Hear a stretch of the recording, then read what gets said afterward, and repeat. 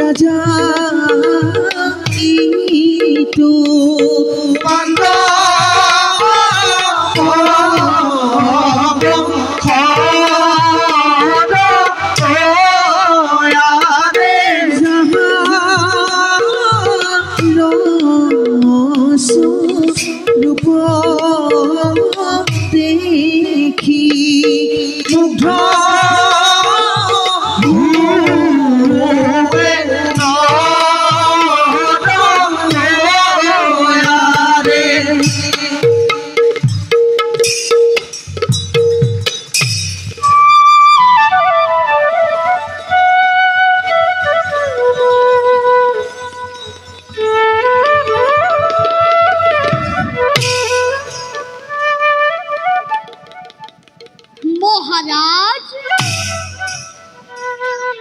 সেনাপতি চন্দ্ৰসেন মহাৰাজ আৰু বাছা জন্মেজয় পিতা যদিওবা মই পাণ্ডৱ বংশধৰ বীৰ অভিমন্যুৰ পুত্ৰ বিষ্ণুৰাত ৰাজা পৰীক্ষিত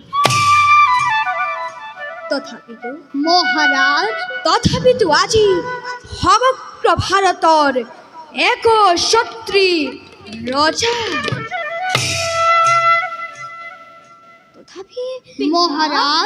তথাপি মোৰ মনত আজি অলপ শান্তি নাই মোৰ ধৰ্মপৰায়ণ পিতামহ পাণ্ডৱসকল স্বৰ্গলৈ গমন কৰাৰ পৰাই মোৰ মন একেবাৰে চঞ্চল হৈ উঠিছে অন্যহাতে ৰাজ্যত দিনক দিনে দেখি অহা অমংগলে মোৰ মন একেবাৰে অস্থিৰ কৰি তুলিছে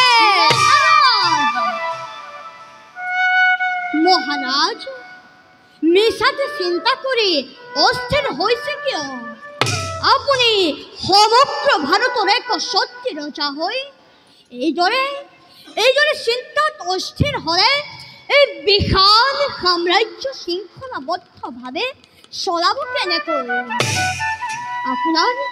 আপোনাৰ এনে অৱস্থা দেখিলে শত্ৰুৱে বিদ্ৰোহ কৰিবলৈ সুবিধা পাব মহাৰাজ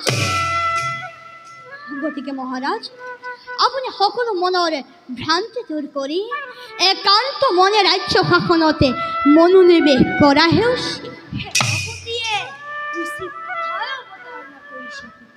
বাছা আপোনাকে এনে অস্থিৰতাতে দেখিলে মোৰ হৃদয় একেবাৰে ভাগি পৰে আপোনাৰে আদৰ্শ সংস্কাৰে ধৰ্মকে শিৰোগত কৰি জীৱনৰে শিক্ষা লভিছে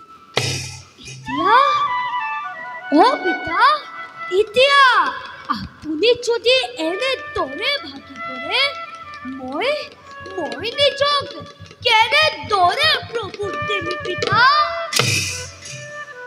তোমালোকৰ কথা অৱশ্যে সঁচা মহাৰাজ কিন্তু মোৰ বাল্যকালৰ পৰাই যেন মোৰ মনত অলপ শান্তি নাই মোৰ আজন্ম কালতে পিতৃবিয়োগ হোৱা পিতামহসকলৰ লালন পালনতেই ডাঙৰ দীঘল হলো। এতিয়া সেই পিতামহ সকলোৰো বিয়োগত মই বাৰু কেনেকৈ শান্তিত থাকো? মহাৰাজ সেনাপতি, জন্মৰ লগতে মৃত্যু একে চিৰ সত্য জীৱনৰে। আপুনি গুণে জ্ঞানী সৰ্বগুণে সম্পন্ন ৰজা। ভাবি চাওক মহাৰাজ, প্ৰজাৰ সুখ দুখে ৰজাৰ সুখ দুখে। গতিকে মহাৰাজ ধৈৰ্য ধৰি প্ৰজাৰ সুখ শান্তিৰ বাবে চিন্তা কৰক। পিতা, সকলোবোৰে ভগৱানৰ পদ, তেওঁ সকলো পালন কৰিছে।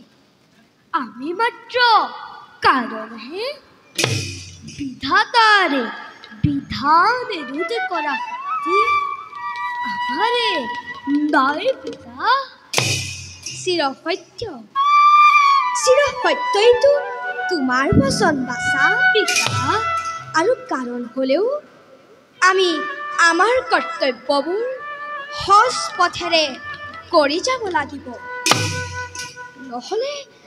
নহ'লে আমি ভগৱানৰ ওচৰত দোষী হৈ ৰম। বাচা, আমি সকলোবোৰ ভগৱানৰ দূত। ভগৱানৰ নাম যশ গুণ গাবলৈকে আমাকে মৰ্তলৈ পঠাইছে। কিন্তু আমি ঐশ্বৰ্য বিভূতিৰ লালসাত পৰি নিজৰ পাপ নিজেই চপাই লৈছো। মহাৰাজ সেনাপতি, এটি কথা ক'ব খোজো, অনুমতি কৰিবনে প্ৰদান? নিঃসন্দেহে সোধা সেনাপতি। তুমি মোক যিকোনো কথা সুধিবলৈ অনুমতি লোৱাৰ নাই প্ৰয়োজন।